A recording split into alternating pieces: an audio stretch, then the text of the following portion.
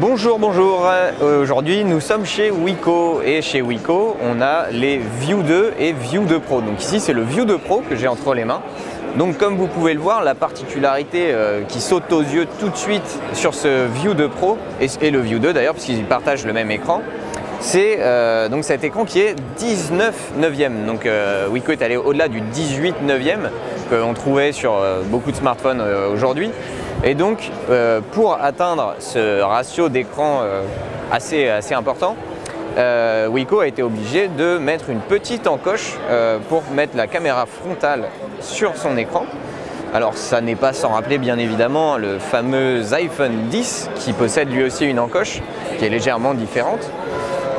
Donc ici, ce qu'on va avoir, c'est globalement un smartphone qui est adapté, on va dire en partie à cette particularité puisque Wiko a adapté son interface à cette petite encoche avec des systèmes de notification qui vont arriver bien comme il faut de chaque côté, puisqu'en fait l'écran va s'arrêter comme s'il était en 16/9.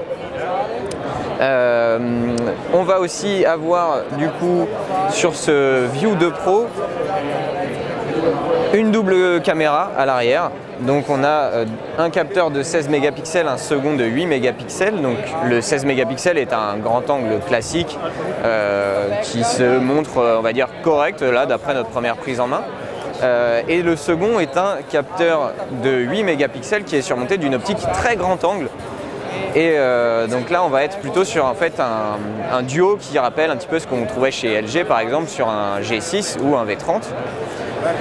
On a bien évidemment un dos qui est assez premium avec une finition brillante comme on retrouve sur beaucoup de smartphones haut de gamme aujourd'hui.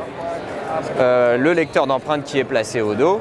On a une plateforme Snapdragon à l'intérieur. Là on est sur de la série 4 de chez Qualcomm, donc c'est on va dire l'entrée de gamme de Qualcomm. Mais ça promet quand même de bonnes performances. On a 8 cœurs, on a 3 Go de RAM. On a 64 Go de mémoire interne sur le View 2 Pro, 32 sur le View 2 normal. On va avoir une extension de mémoire possible par micro SD, on va avoir du double SIM, tout ce qui se retrouve habituellement chez Wiko en fait.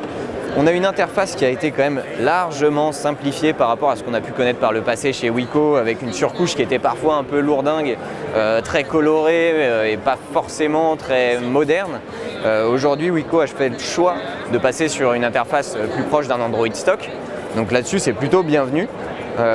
Donc ça fonctionne quand même plutôt bien là sur ces modèles qu'on a en main.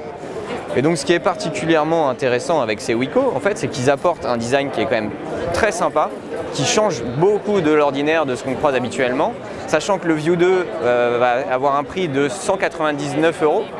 Donc sur un téléphone comme ça, à moins de 200 €, c'est quand même ils sont un peu tout seuls sur le marché à avoir ce type de format.